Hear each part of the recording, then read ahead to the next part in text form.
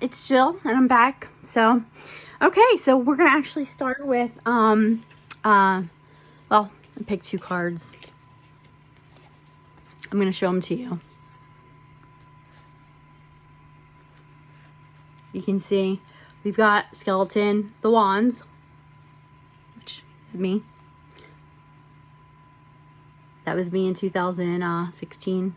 It felt like, that's what it felt like, at least. The swords. So, swords represent King Arthur. They also, represent, some of the royal families, some of the top royal families out of the 33 that are, chosen to help with mental health. So, we got the Trumps in there, and obviously we got the Craters, which is my family. They're both actually my family. So, and we got the Dracos. So, and that's the royal family. It's Princess Diana and, that crew. So, a lot of people previously were at battle, I mean, when you have some top families at battle, it can definitely make things difficult, very difficult. So, so we got like I said, the biggest I would say rivals would be the Trumps and the Craters, and the royal family. They definitely fit into that, and the Craters are the creators. That's me. Hi. And the moon, I guess it represents the moon tarot, which is a very, very strong card. So very mysterious, a couple different sides to it. There's the dark side of the moon, and there is. So so we got a lot of Heyokas, vampires, the strong ones. We got the strong people. So anyway, the good news is that we're moving towards unity. We looked at looking at Draco in the constellation tonight.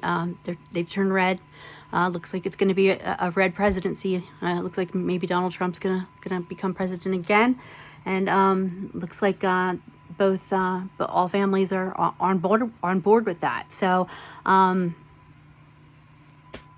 I don't know what to say, because I was like, I was like, oh my gosh, so the Dracos they also represent my daughters and their dad. He has a star in Draco, so he's definitely I don't know if I would say reptilian, but I don't call them reptilians. You can call me reptilians. Yeah, it's fine, because definitely a little reptilian. So so it looks like it's going to be a Republican presidency coming up. So Donald Trump is front runner. Looks like he's gonna be pulling into president once again. So hopefully things will turn around. I think that it's time for one world order. Having going back and forth between two presidents or two parties, it's ridiculous. It doesn't really do anything. It doesn't help anybody. We need one person who's willing to do it. And I don't know if Donald Trump's willing to do it or not. I have no idea. I don't know. But I think that he seems to be pretty serious about his calling. So far that I've seen, and that's that's a good thing. So on top of that, I'm going to talk about lapis lazuli. Okay, so now I have all kinds of lapis, but this is tiny ones. Lapis lazuli. It's a very close stone to me. She's a gem, and she originally she was one of the first gems, actually. So it could have been me at one point, or I could have had a stronger connection. She actually represents trauma. So she's been through some trauma. She's healed. But she's one of the strongest stones out there. She's part of the I'll say I think that there are protection for the highest for the highest, I'll say gods or the highest priests, or, you know, they have certain stones that protect them, and lapis is definitely in that category. So she represents royalty and a higher awareness. So and she is here, and she is strong. She's a strong stone. So you need higher awareness. You need to help with opening your third eye. Definitely you want to get lapis. Okay.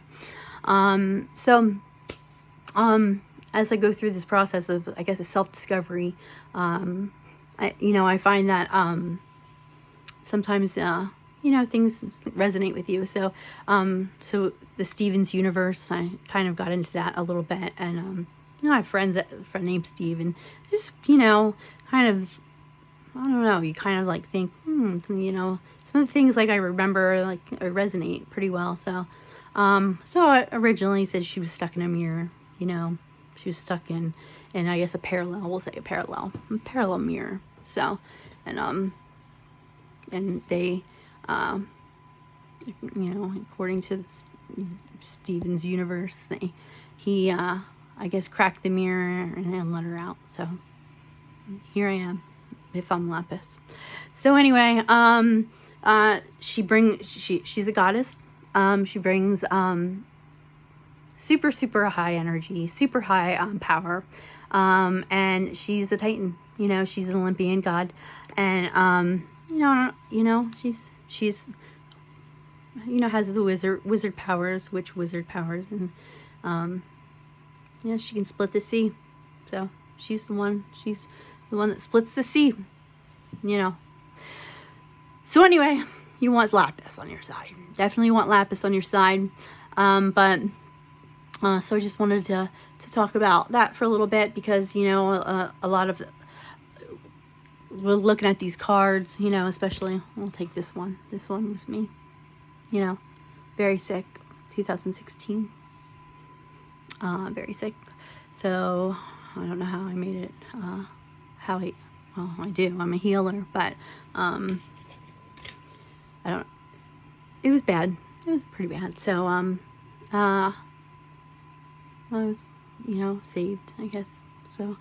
So here I am, and maybe this is the reason, but so the skeleton here. Skeletons represent a lot of the mental health people. You always find them. I always have skeletons, but again, they represent death. I'm a death wand. Mm-hmm. So but again, it has the skeletons. They represent the divine. Believe it or not. Some of the diagnoses that you hear, especially mental health, they're really they recreate to be the divine. Most of them are.